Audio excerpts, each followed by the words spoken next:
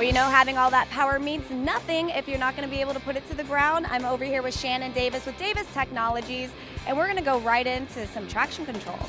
We've got some traction control. You know, we've been doing the drag stuff for several years, working on new stuff every year.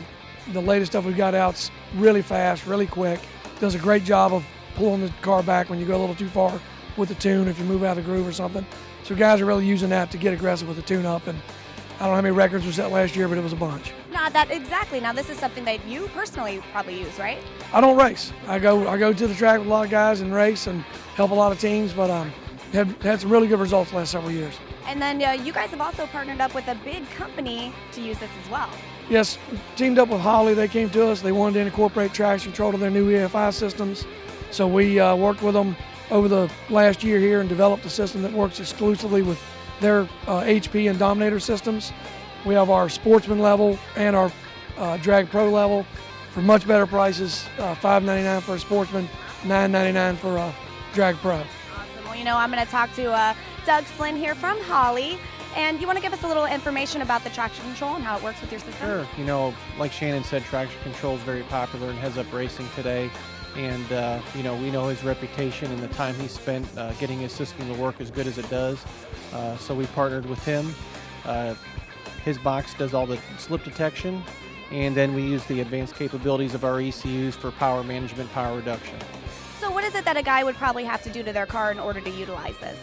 Well, Shannon's going to sell the box, so they just get it from him. You know, our software is available free for ours, so someone would just get that. And there's a lot of tuning capabilities there, so they just need to get it dialed in for their specific car.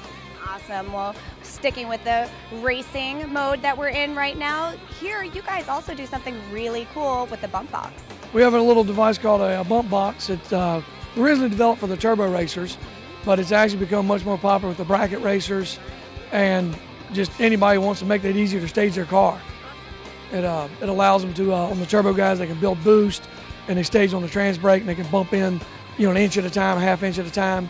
The bracket guys like it because they can go in there and just move the car. I've seen guys move as little as a quarter inch at a time.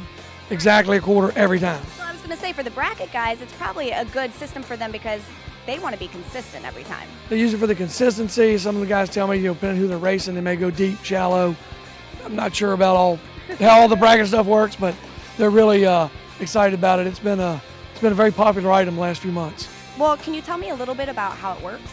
So the bump box, they go in to the top bulb, they hit the trans brake, that locks the trans brake down, they bring up their boost, RPM, however they want to do it, and then with a separate button, they bump in. No matter how long they hold that button, it'll release the trans brake the same amount of time every time. So it makes the car consistent to go in. So like I say, the turbo guys can get up on full boost, bump into the second bulb. They don't even have to watch the tree. Most guys tell me they get it figured out where they know one or two bumps they're in. And they're concentrating on cutting the light. They're not worried about going too deep, rolling through. The bracket guys, you know, they may not be turbo, they may just bring up their RPM a little bit so it's nice and stable and just bump, bump, bump. They're in shallow, they're in middle, they're in deep, and hit their dial in. You know, and that's very important because every track is different. I've seen guys that roll back or whatever, so this, again, is going to make it very consistent. Yep, like I said, the bracket guys love the consistency, the turbo guys love the 60 foot. Right, exactly. So. Thank you so much. Again, you guys, best website name ever. Check out moretraction.com.